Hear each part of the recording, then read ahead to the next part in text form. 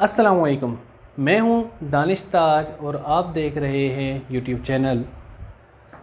इससे पहले हमने लेक्चर्स देखे थे इंडो पाक हिस्ट्री का जो पोर्शन है हमारे पाकिस्तान अफेयर्स में के कोर्स में 1857 से पीछे का। हमने मुगल टाइमलाइन देखी थी, how Muslims arrived in Indo पाक एंड सर्वाइव्ड, ये सारी चीज़ें देखी थी। अब उसी सिलसिले की कड़ी में एक हम ये टॉपिक कर रहे हैं, reasons of decline of Mughals. ये बहुत इम्पोर्टेंट टॉपिक है। ये टॉपिक अक्सर आता है, पाकिस्तान अफेयर्स में भी आता है, ठीक है। और इंडो पाक की पॉइंट ऑफ व्यू से तो ये बहुत ही ज़्यादा इम्पोर्टेंट है। इसे मैंने शॉर्ट करके लिखा है, बहुत सारे नोट्स, बहुत सारी सोर्सेज, बहुत सारे लिंक्स को इकट्ठा करके अपने नोट्स बनाए हैं और एक कॉम्पैक्ट सा लेक्चर ये बनाया है आप लोगों के लिए। Hope you will like it इंशाल्लाह। तो इस टॉपिक को हम करते हैं, थोड़ा डिटेल में देखेंगे, अटेंशन अपनी रखिएगा, ठीक है जी। Reasons of decline of Mughal किस तरह उन्होंने डिक्लाइन किया। बहुत सारी रीज़न्स हैं हमारे दिमाग में आती हैं कि मुग़ल्स तो वाकई 500-600 साल तो उन्होंने तकरीबन हुक्मरानी की। उसके बाद कैसे क्या क्या इवेंट्स हुए जिसकी वजह से वो नीचे आए और अंग्रेज़ ने अपना तसल्लुत कायम किया। बहुत सारे रीज़न्स हैं, ठीक है। सबसे पहले वीक सक्सेसर्स, जो सक्सेसर्स थे मतलब बादशाह के बाद जो उसका बेटा था, ये सिलसिला चल रहा था हमारे यहाँ, बादशाहत थी। बादशाह के बाद जो उसका बेटा आता था वो नालायक था।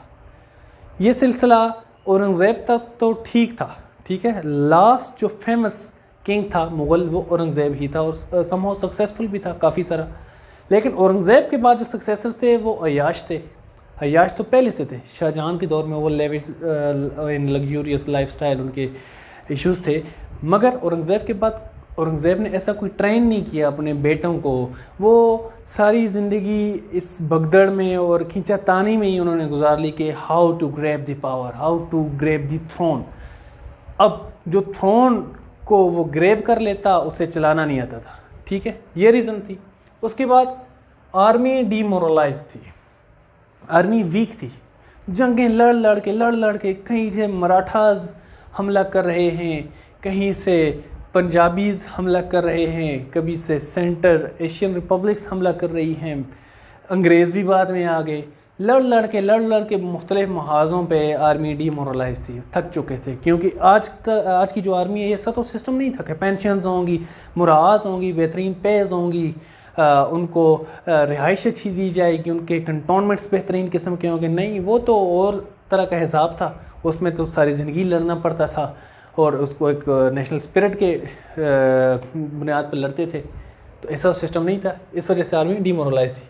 नोबल्स वीक एंड लेविश, जो नोबल्स थे, नोबल्स क्या होते हैं? नोबल्स जो बादशाह के इर्द गिर्द के जो लोग होते हैं, आप वज़ीर भी बोल सकते हैं, जो मेजर हुक्मरान होते हैं। एक तो बादशाह हो गया सेंट्रल मुग़ल, उसके बाद जो छोटी रियासतें होती हैं, रियासतों का हुक्मरान और अमीर लोग और वज़रा, ये सारे नोबल्स कहलाते हैं, जो कि फ़ैसलों में शामिल होते हैं। जो आज की आप पर्सपेक्टिव में बोलेंगे एक कैबिनेट होती है, वो क्या थे? वीक थे और लेविश थे। वो अपनी अय्याशी करते थे, कोई स्ट्रेटजी नहीं देते थे, कोई प्लान नहीं देते थे, किसी किस्म की उनकी तरफ से कोई इनपुट अच्छी नहीं आती थी जिसकी वजह से स्टेट या रियासत को फ़ायदा हो सके। उसके बाद इंटरनल रिफ्ट्स अमंग मुग़ल्स के अंदर खींचातानी, मैं बादशाह बनूंगा, मैं बादशाह बनूंगा, मैं बादशाह बनूंगा। भाई भाई के ख़िलाफ़ कॉन्स्पिरेसीज़ कर रहा है, बेटा बाप के ख़िलाफ़ कॉन्स्पिरेसीज़ कर रहा है। इस वजह से बाहर के लोगों को दावत मिलती थी कि आएँ, ये वीक हैं, इन पे हमला करते हैं। नेक्स्ट, बैकवर्ड टेक्नोलॉजी में तो मुग़ल एम्पायर बहुत पीछे रह चुका था। स्टार्ट में जब बाबर आया था तब उसकी टेक्नोलॉजी उस दौर के लिहाज से बहुत अच्छी थी, लेकिन आगे चलते हुए इन्होंने कोई तरक्की नहीं की, दुनिया इनसे आगे निकल गई। ख़ास तौर पे जब इनको अंग्रेज़ के साथ मुकाबला करना पड़ा तो अंग्रेज़ की टेक्नोलॉजी तो कुछ और थी। ये उसी तरह से पुराने तरीके से तलवारों के पुराने ज़माने के लिहाज से चल रहे थे। जैसे आज की आपको मिसाल देता हूँ, फॉर एग्ज़ाम्पल आज टेक्नोलॉजी का दौर है, एटम बॉम्ब का दौर है, रोबोटिक्स का दौर है, ड्रोन्स का दौर है, मिसाइल्स का दौर है, इस तरह की चीज़ों का दौर है। और आप इस दौर में एक खाली बंदूक लेकर खड़े हो जाएं तो ये अपने साथ ही मजाक होगा। इसके बाद लेक ऑफ नेशनल स्पिरिट, ये बात जो मैंने ऊपर की आर्मी डिमोरलाइज थी। जैसे फॉर एग्ज़ाम्पल पाकिस्तान है, पाकिस्तान में एक नेशनल स्पिरिट है, पाकिस्तान आर्मी के पास भी एक नेशनल स्पिरिट है। हम इस्लाम के लिए लड़ रहे हैं, हम पाकिस्तान या पाक सरजमीन के लिए लड़ रहे हैं, एक मोटिवेशनल एस्पेक्ट है इनके पास। लेकिन उसके पास जो मुगल्स थे एट द एंड, उनके पास कोई नेशनल स्पिरिट ही नहीं था, वो जुड़े हुए नहीं थे। आर्मी के अंदर भी टोले, कैसे किसी एक बेटे की हमायत में, एक बच्चा के दूसरी बेटे की हमायत में, एक बच्चा के भाई की हमायत में, इस तरह की उनकी नेशनल स्पिरिट नहीं थी कि हम एक काज के लिए लड़ें, इस्लाम के लिए लड़ें, एम्पायर के लिए लड़ें। ये फैक्टर यूनाइटिंग और unifying factor has become weakened. आगे no naval power, naval power नहीं थी, नेवी में बहुत पीछे थे मुगल, बल्कि यहाँ के सभी लोग। जब अंग्रेज़, ज़ाहिरी बात आपको पता है, वो ईस्ट इंडिया कंपनी वो जैसे बांग्लादेश के थ्रू आई, नेवी के ज़रिए ही ऑब्वियसली, तो इनके पास नेवल पावर नहीं थी कि हम किसी भी तरह मुकाबला कर सकें समुंदर में जाकर। नेक्स्ट, लैगिंग एजुकेशन, एजुकेशन में बहुत पीछे थे यहाँ के लोग। वही पुराना मदरसा सिस्टम चल रहा था, टेक्नोलॉजी बिल्कुल नहीं थी, एडवांसमेंट बिल्कुल नहीं थी। मुगल्स ने एक बहुत बड़ी ज़्यादती अपने साथ भी की और इस खिते के साथ भी की। ये महल बनाते रहे, किले बनाते रहे, शीश महल बनाते रहे, एक भी यूनिवर्सिटी नहीं बनाई। जिस दौर में उधर कैम्ब्रिज और ऑक्सफोर्ड्स बन रही थी वेस्ट में, इवन मिस्र में बन रही थी, हमारे यहाँ कोई एक यूनिवर्सिटी भी नहीं बनाई, जिसकी वजह से हमारी जनरेशन गैप आ गया, बल्कि बहुत सारी जनरेशन्स का गैप आ गया, हम बहुत पीछे रह गए।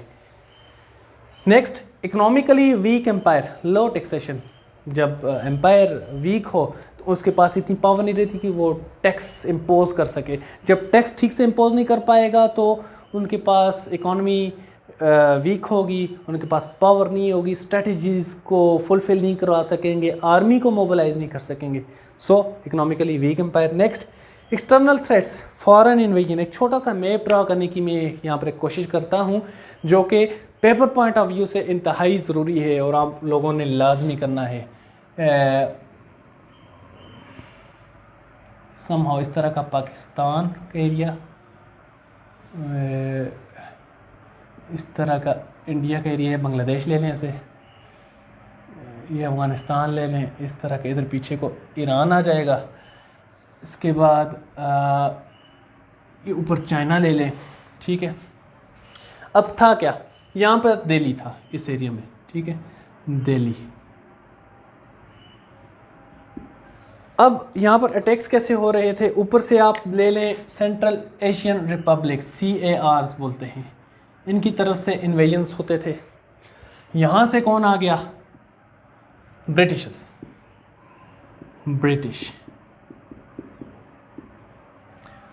यहाँ से आ गया मराठास। हम आगे पढ़ के मज़ीद भी देखेंगे कि ये कौन थे। और यहाँ से कौन आते रहते थे, पंजाबीज़। ये रंजीत सिंह का आपने नाम सुना होगा, ठीक है। तो इस तरह हर तरह से अटैक्स थे, तो एक्सटर्नल थ्रेट्स थे। तो ये जो एम्पायर थी मुग़ल, वो ऐसे सुकड़ती जा रही थी। एट द एंड जब बहादुर शाह ज़फ़र का टाइम था तो वो खाली दिल्ली के किले तक ही वो रिस्ट्रिक्ट हो चुके थे। सो इस तरह के ये मैप आप कोशिश करना पेपर में ड्रा करना, अगर इस तरह का क्वेश्चन आ जाता है तो देखिए ये कोई डिटेल्ड मैप नहीं है, लेकिन एक कॉन्सेप्ट क्लियर कर रहा है। पेपर चेक करने वाले भी जब देखेगा बोलेगा बंदे का कॉन्सेप्ट क्लियर है जी, यहाँ से मराठास आ रहे थे, वहाँ से ब्रिटिश आ रहे थे, बंदा यही कहना चाहता है, ठीक है। एक बहुत बड़े पैराग्राफ के मुकाबले में ये जो टू द पॉइंट बात है ये ज़्यादा आपकी वैल्यू रखती है। नेक्स्ट जी, weak central government. Central government weak थी, सेंट्रल गवर्नमेंट के पास कोई इतनी पावर नहीं थी कि अपनी पॉलिसीज़ को इम्प्लीमेंट करवा सकें, ठीक हो गया। Next, lack of resources. जब इकॉनमी वीक होगी, कहाँ है, इकॉनमी वीक होगी, सेंट्रल गवर्नमेंट वीक होगी, तो रिसोर्सेज ऑब्वियसली कम होंगे। वो मिलिट्री रिसोर्सेज भी हों या चाहे बाकी रिसोर्सेज हों, जब पैसा नहीं होगा तो रिसोर्सेज तो कम होंगी। वो कैसे मुकाबला करेंगे, इस जैसे इन्वेडर के साथ, ब्रिटिश इन्वेडर के साथ मुकाबला करने के लिए तो आपको पैसा भी चाहिए, आपको एडवांसमेंट भी चाहिए, आपको नेशनल स्पिरिट भी चाहिए, तब भी जाकर मुश्किल हो जाता। और इस तरह के हालात में तो लैक ऑफ रिसोर्स के हालात में तो ऐसे इन्वेटर्स के साथ मुकाबला करना तो nearly impossible. Next, luxurious lifestyle. Luxuries अपनी नहीं छोड़ी उन्होंने। At the end of the day वो ड्रिंकिंग, बाकी जो शीश महल टाइप अय्याशियाँ वो इन्होंने बरकरार रखी। तो इस वजह से मुगल्स का जो डिक्लाइन है वो ऑब्वियस हो गया with the passage of time. So ये हमारा टॉपिक था। इसको मैं ज़रा पीछे हटता हूँ आप लोग, ताकि एक स्क्रीनशॉट ले लें। स्क्रीनशॉट ले लिया करें टॉपिक का, ये आपके पास नोट्स बन जाएंगे। मेरा मशवरा ये है कि आप इनको अपने पास लिख भी लें ताकि आपको टू द पॉइंट सारी बातें याद हो जाएं। मैं अगेन रिपीट करूँगा कि ये मैंने बहुत सारी सोर्सेज से मटेरियल इकट्ठा करके एक कॉम्पैक्ट नोट्स बनाए हैं from the papers point of view. इससे जब आप पेपर आएगा तो आपको इसकी वैल्यू का अंदाज़ा हो जाएगा। आपको ये एक एक जो पॉइंट है इसके नीचे बड़े बड़े पैराग्राफ आप फिल कर सकते हैं, मटेरियल पुट कर सकते हैं। अगर आपको इनमें से कुछ पॉइंट भी याद रह जाते हैं, 7-8 भी याद हो जाते हैं, तो आपका पेपर या आपके क्वेश्चन की जो वर्थ है वो बढ़ जाएगी। ओके जी, मिलते हैं नेक्स्ट टॉपिक के साथ इंशाल्लाह। सी यू, थैंक यू।